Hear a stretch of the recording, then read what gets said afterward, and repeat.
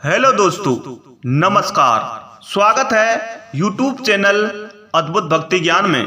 बंधुओं, आज हम आपको बहुत ही सुंदर कहानी लेकर प्रस्तुत हुए हैं। कहानी है कि आखिर भगवान श्री कृष्ण को क्यों कहा जाता है रणछोड़।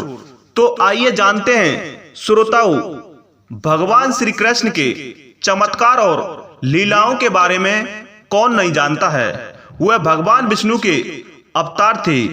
वह जो चाहे वो कर सकते थे और कई मौकों पर किया भी था। लेकिन एक ऐसा मौका भी आया था जब श्री कृष्ण को रणभूमि छोड़कर भागना पड़ा था, जिस वजह से उनका नाम रणछोड़ पड़ा था। अब आप सोच रहे होंगे कि वो तो भगवान थे, फिर उन्हें किसी से भागने की क्या जरूरत थी। दरअसल इसके पीछे एक बेहद ही रहस्यमयी कहानी है, जिसके बारे में शायद ही आप जानते होंगे। सज्जनों, यह कहानी कुछ इस तरह की है। एक बार मगधराज जरासंध ने भगवान श्री कृष्ण को युद्ध के लिए ललकारा था, लेकिन वह सिर्फ अकेले नहीं बल्कि उससे श्री कृष्ण के खिलाफ युद्ध के लिए यवन देश के राजा कालियवन को भी अपने साथ मिला लिया था। सज्जनों, दरअसल कालियवन को भगवान शंकर से ये वरदान मिला था कि ना तो कोई चंद्रवंशी और ना कोई सूर्यवंशी उसको युद्ध में हरा सकता है। उसे ना तो कोई हथियार मार सकता है और ना कोई अपने बल से हरा सकता है। बंधु, भगवान शंकर से मिले वरदान की वजह से कालियवन खुद को अमर और अजय समझने लगा था। उसे लगा था कि कोई भी उसे युद्ध में हरा नहीं सकता है और ना ही मार सकता है। जरासंध के कहने पर कालियवन ने अपनी सेना के साथ मथुरा पर आक्रमण कर दिया। अब चूंकि श्री कृष्ण जानते थे कि कालियवन को वो अपने बल से मार नहीं सकते हैं और ना ही उनका सुदर्शन चक्र उसका कुछ बिगाड़ सकता है, इसलिए वो रणभूमि छोड़कर भाग गए और एक अंधेरी गुफा में पहुंच गए। सज्जनों, श्री कृष्ण जिस गुफा में जाकर छुपे हुए थे उसमें पहले से ही इक्ष्वाकु नरेश, मानधाता के पुत्र और दक्षिण कौशल के राजा मुचकुंद गहरी नींद में सोए हुए थे।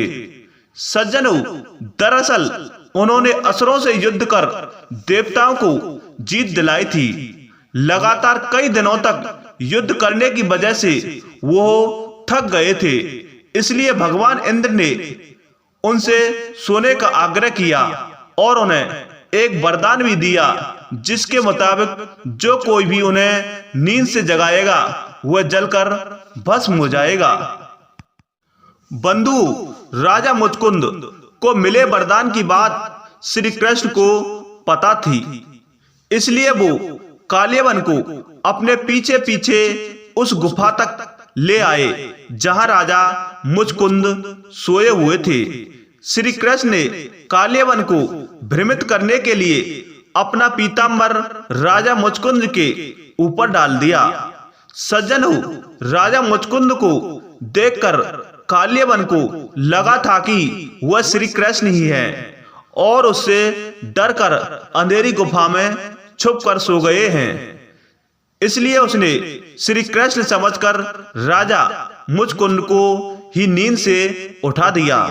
सज्जनों, अब राजा मुचकुंद जैसे ही नींद से उठे, कालियवन वही जलकर भस्म हो गया।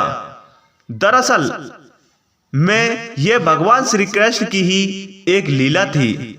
उन्होंने महाभारत के युद्ध में गीता का उपदेश देते हुए कहा भी था कि सृष्टि में जो कुछ भी होता है उन्हीं की इच्छा से होता है, तो जाहिर है कालियवन का अंत भी उन्हीं की इच्छा से हुआ था।